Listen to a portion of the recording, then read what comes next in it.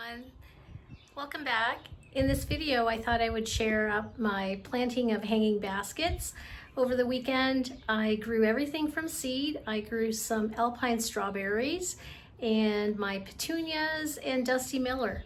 So hope you enjoy this video, and if you don't mind, please subscribe if you haven't already.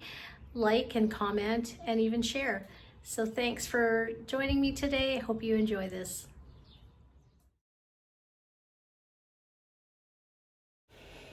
Hi everyone, welcome back to my channel. It's Anne at Martin House Flowers.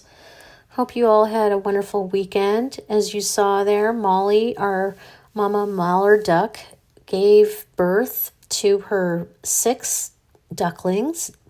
It was such a special event for us to wake up one morning, I think it was Saturday morning, that she hatched her eggs, and 6 healthy ducklings made their appearance. And the very next day, on Sunday morning, they had all flown the coop, so to speak. They were all gone, which honestly made me a little bit sad. But I'm certainly hoping that they all made it safely to the closest pond. And we have several in our neighborhood, so hopefully they got to their pond and are having a wonderful time.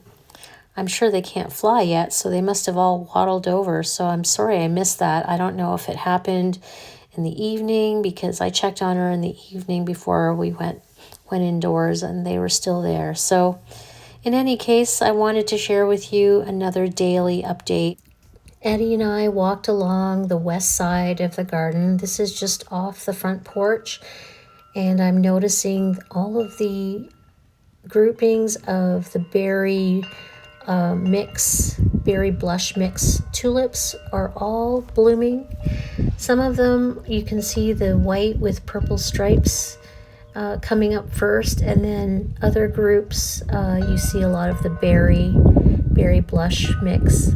So they're all blooming beautifully on the side garden here. It's the west side, and it's the start of the hydrangea room. Under the cloche is that bare root rose we planted together.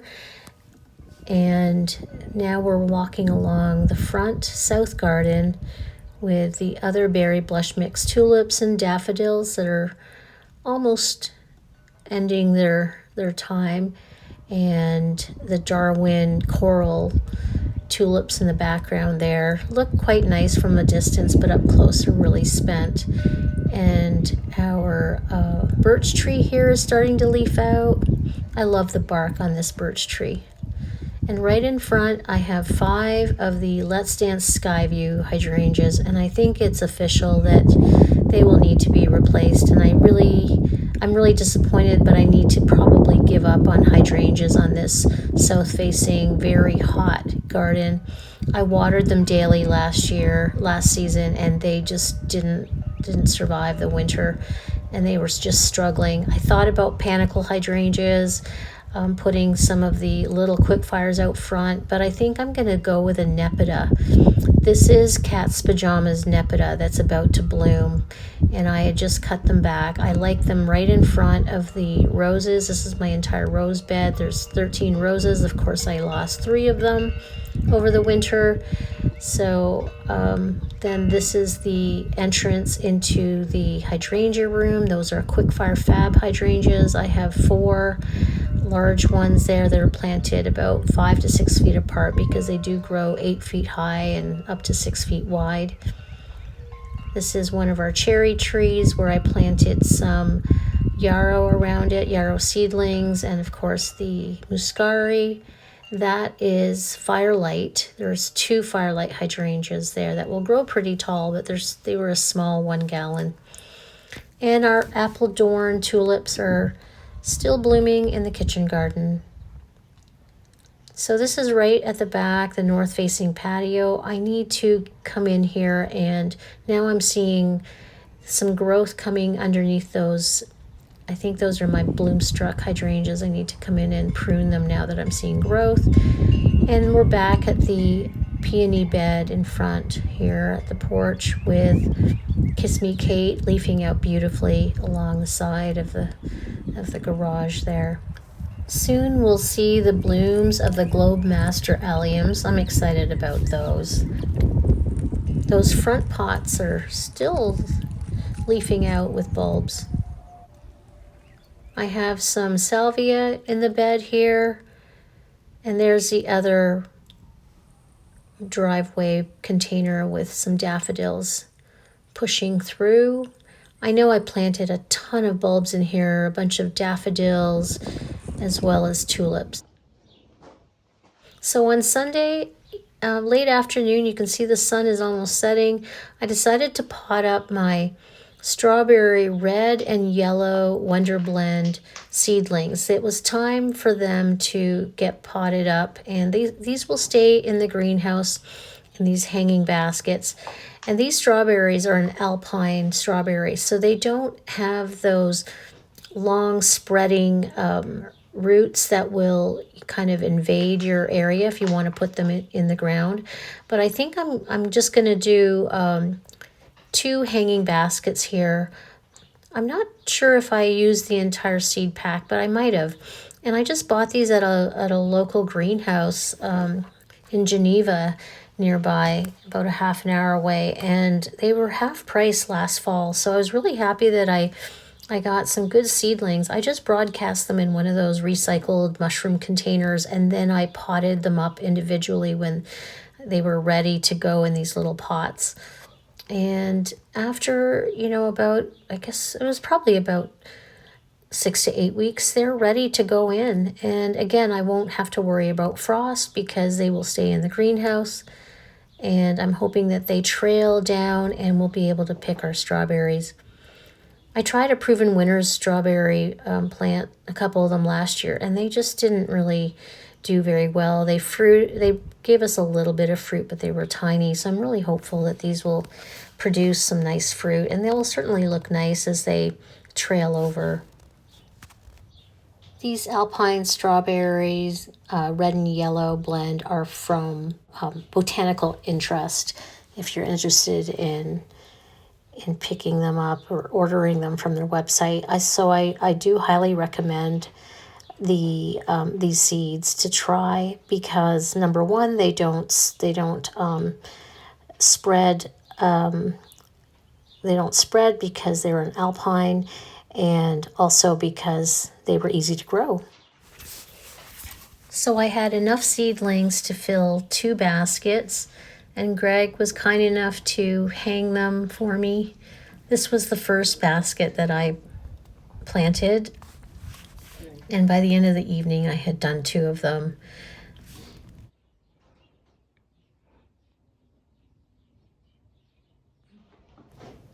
Next hanging basket, I planted some Dusty Miller in the center, Candican's Dusty Miller, which I had 1 10 by 10 tray of soil block seedlings.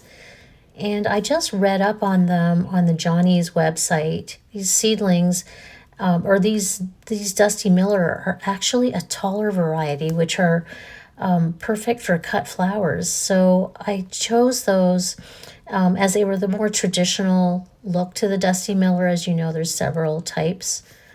This Candican's Dusty Miller is quite a tall one. The plant grows up to 24 inches tall, and the leaves, the foliage, go anywhere from 3 to 7 inches. So I'm hoping they're not too tall for this basket, but I did select them obviously for the cut flower variety. To go around the Dusty Miller, I planted up my seedlings of Super Bacima Cosmic Cherry. These seeds were from Baker Creek, and as you can see, that first one had already grown pretty tall, and the soil blocks were actually starting to root together, but I was able to pull them apart pretty easily. These are going to be a beautiful deep cherry, almost purpley color, and I'm really excited to see these. I think I'll have blooms very soon.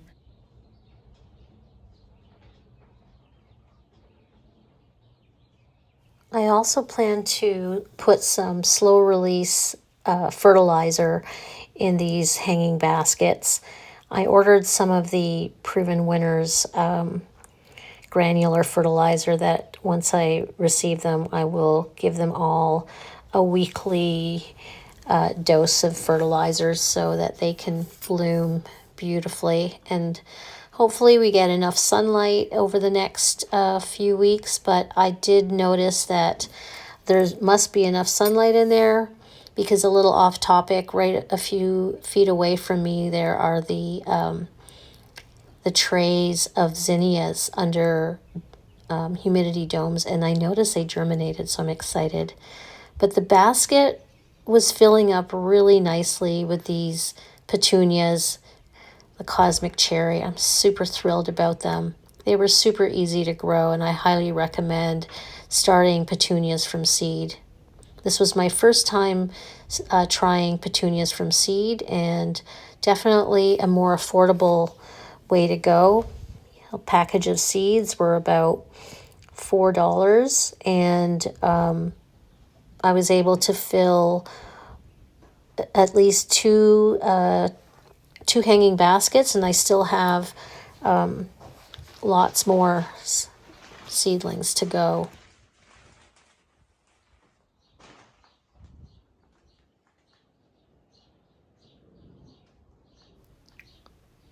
So I'm just topping up the basket with some more of the potting mix. And this time around, I bought a 2-liter bag of Miracle Grow because that's what they had at my local hardware store. And when I filled them prior to putting in the seedlings, I just filled the basket about 3/4 full. And you'll notice that that coir is sticking up at least about 1 inch to 2 inches above the wire basket. And I don't plan to cut it down because I noticed that this basket is a pretty small, shallow one. Those coir liners are a 14-inch, so I think these are a little bit smaller, these wire baskets, but I'm just going to leave them, a little bit taller above the wire basket, just so that there's enough soil there for all of those little seedlings. So we'll see how it goes. And I think as long as I keep them watered on a daily basis and keep fertilizing them, they should do well. Especially there won't be the wind that's really crazy right now in our spring.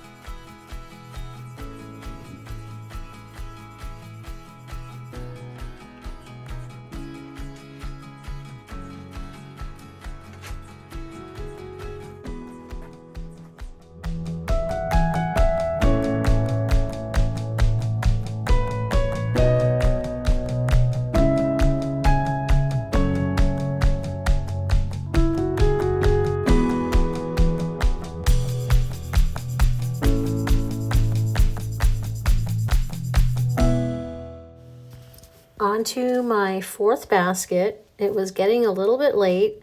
I had no idea that it was already after 7 o'clock here with the sun setting.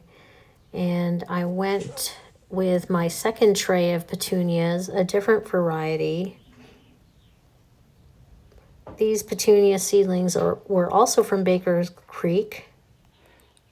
This is Petunia Wild Violet, and it is a heat-tolerant, very floriferous petunia that should bloom all summer long.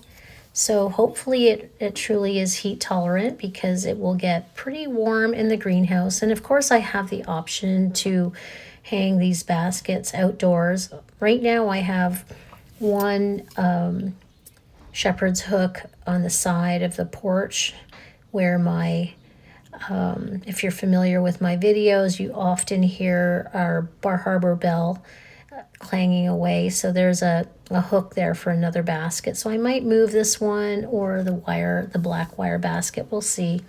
But again, these were super healthy seedlings that were very much ready to be planted out.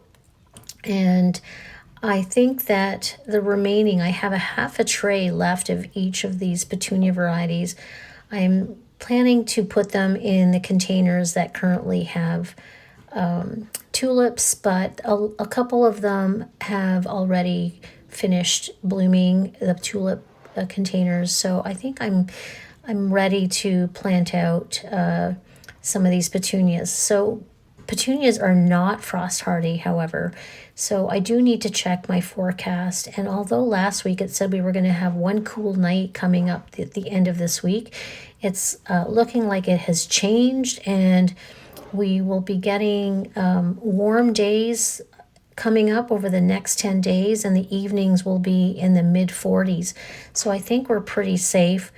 All of my containers are out on the patio now, or in the back over here, sheltered by the potting bench. So I think I can take a chance. I did plant out a couple of snapdragons a few weeks ago around my violas and pansies, and they were struggling a little bit, but I think I can. We'll see. I should check the forecast again. I mean, every single day the weather changes, as you all know. So at the center of this hanging basket, I also put a couple Dusty Miller seedlings at the center so that we'll have some height, and these petunias will hopefully trail and spill over the hanging basket. So I'm so excited to see these flower. Something I wanted to share about petunias. Some petunias are actually edible. The wild violet petunias, on the other hand, are actually not safe for consumption. In fact, they were known at some point to potentially cause hallucinations. So these Petunia wild violet are definitely not edible. Whereas the first petunias we were planting are the Super Bissima Cosmic Cherry. Those are actually edible. And some of the images that Baker Creek show on their website actually shows them decorating cakes and donuts and so forth. So it's interesting. I remember in one of my earlier videos where I was talking about seeds that I was starting in March, I had pointed out this interesting fact about petunias. So do be careful and research which petunias you plan to use as decor on your cakes or desserts. Some are edible and some are not.